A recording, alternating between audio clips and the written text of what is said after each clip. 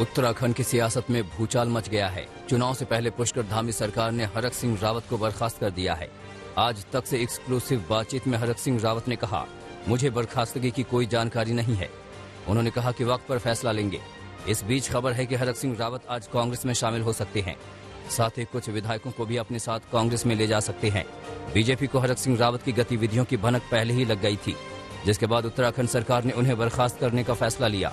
हरक सिंह रावत को बीजेपी ने पार्टी की प्राथमिक सदस्यता से भी 6 साल के लिए निलंबित कर दिया है। उत्तर प्रदेश के चुनावी रण में बयानों की बाढ़ आ गई है। उत्तर प्रदेश के मुख्यमंत्री योगी आदित्यनाथ ने अखिलेश यादव पर निशाना साधते हुए कहा कि समाजवादी पार्टी पेशेवर अपराधियों और माफियाओं को टिकट दे रही है। यही इनका सामाजिक न्याय है। योगी आदित्यनाथ ने कहा कि कैराना में हिंदू व्यापारियों के पलायन के जिम्मेदार लोगों को टिकट देना, मुजफ्फरनगर के दंगाइयों को टिकट देना समाजवादी पार्टी के चरित्र को उजागर करने वाला है। कैराना में हिंदू व्यापारियों के पलायन के लिए जिम्मेदार लोगों को टिकट देना, मुजफ्फरनगर के दंगाइयों को टिकट देना, इस समाजवादी पार्टी और गठबंधन के चरित्र को उजागर कर देता है। केंद्रीय मंत्री अनुराग ठाकुर ने भी समाजवादी पार्टी पर जमकर निशाना साधा। उन्होंने कहा कि समाजवादी पार्टी में वो जाते हैं जो दंगाई हैं और बीजेपी में वो आ रहे हैं जो दंगाइयों को पकड़ते हैं।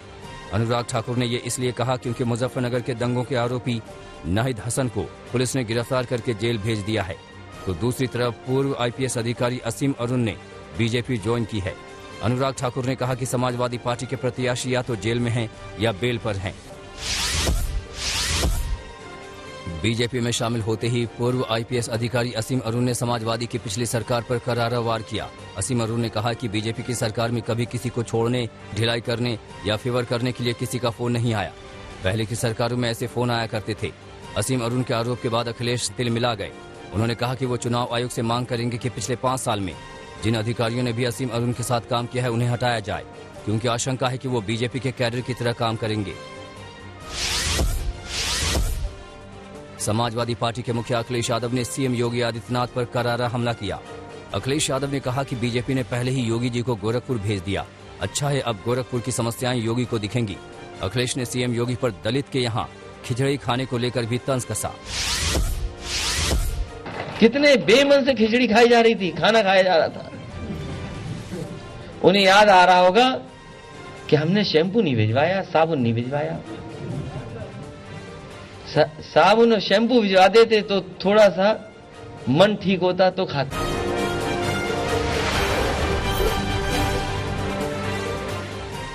बीजेपी से किनारा करने वाले पूर्व मंत्री दारा सिंह चौहान ने आज समाजवादी पार्टी का दामन थाम लिया। समाजवादी पार्टी ज्वाइन करते ही दारा सिंह चौहान का गुस्सा बीजेपी पर फूट पड़ा। उन्होंने आरोप लगाया कि बीजेपी ने पिछड़ों के साथ ठगी की है। उन्होंने आरोप लगाया कि बीजेपी सबका साथ सबका विकास की बातें करती है, मगर इसमें सच्चाई नहीं है। इसलिए उन्होंने बीजेपी का साथ छोड़कर समाजवादी पार्टी ज्वाइन की है। केवल पिछड़े दलित, नौजवान और किसानी नहीं, ब्राह्मण भी बड़े पैमाने पर आज भारतीय जनता पार्टी से नाराज है। दारा सिंह चौहान के समाजवादी पार्टी में शामिल होने पर अखिलेश यादव ने खुशी जताई। अखिलेश यादव ने कहा कि दारा सिंह चौहान के साथ मिलकर समाजवादी पार्टी बीजेपी की जमानत जब्त कराएगी। अखिलेश यादव ने कहा है कि खुद को डबल इंजन बताने वाले मुश्किल में हैं। दिल्ली और लखनऊ के इंजन आपस में टकरा रहे हैं। अभी तक तो मुझे ये लग रहा था कि डबल इंजन की सरकार, इंजन एक दूसरे से टकरा रहे हैं। कभी कभी लगता था कि दिल्ली वाले, लखनऊ वाले एक दूसरे के इंजन के पहिए खोल रहे हैं। लेकिन इस लड़ाई में जो विदाई हुई है गोरखपुर के लिए, मैं बधाई देता हूं। BSP के पूर्व नेता और मौजूदा समय में जन अधिकारी पार्टी के मुखिया बाबू सिंह कुशवाहा ने कहा है कि गठबंधन के लिए बीजेपी और समाजवादी पार्टी दोनों से उनकी बातचीत चल रही है, मगर अभी तक किसी के साथ फाइनल गठबंधन नहीं हुआ है। अलबत्ता उनकी पार्टी सभी 403 सीटों पर चुनाव लड़ने के लिए तैयार है। उत्तर प्रदेश के चुनावी रण में गृह मंत्री अमित शाह की एंट्री होने वाली है। जानकारी के मुताबिक 23 जनवरी से गृह मंत्री अमित शाह उत्तर प्रदेश के समर में उतर सकते हैं। आपको बता दें कि चुनाव आयोग ने 22 तारीख तक चुनावी सभाओं पर रोक लगा रखी है।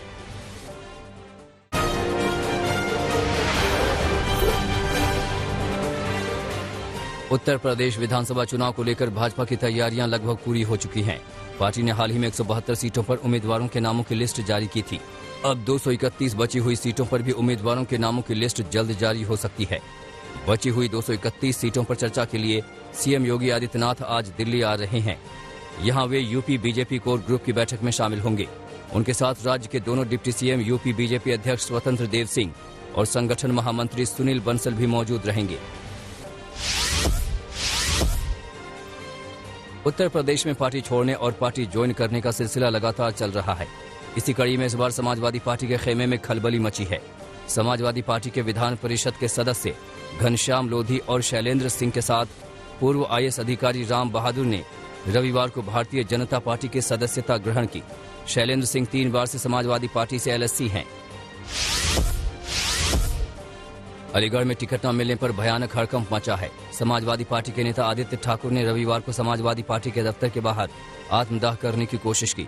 उन्होंने आरोप लगाया कि समाजवादी पार्टी ने उनके साथ धोखा किया है। आदित्य ठाकुर अलीगढ़ के छर्रा से टिकट चाह रहे थे। उधर अलीगढ़ में ही RLD के नेता भी अपने दल से नाराज दिखे। RLD से टिकट के दावेदार ने कहा कि उन्हें टिकट न देकर RLD ने गलती की है और अब वो RLD के उम्मीदवार को हराने का काम करेंगे। छत्तीसगढ़ के मुख्यमंत्री भूपेश बघेल पर नोएडा में केस दर्ज कर लिया गया है। दरअसल भूपेश बघेल यहां नोएडा में कांग्रेस के उम्मीदवार पंखुड़ी पाठक का चुनाव प्रचार करने आए थे। उनके ऊपर कोविड नियमों को तोड़ने का आरोप लगाया गया है। पंजाब में होने वाले विधानसभा चुनाव को टालने की मांग अब तेज होती जा रही है। पंजाब के मुख्यमंत्री चरणजीत सिंह चन्नी ने पहले चुनाव आयोग को पत्र लिखकर चुनाव टालने की मांग रखी थी। अब पंजाब बीजेपी ने भी चुनाव आयोग को पत्र लिखा है, जिसमें गुरु रविदास जयंती को देखते हुए पंजाब में 14 फरवरी को होने वाले मतदान को टालने का अनुरोध किया है।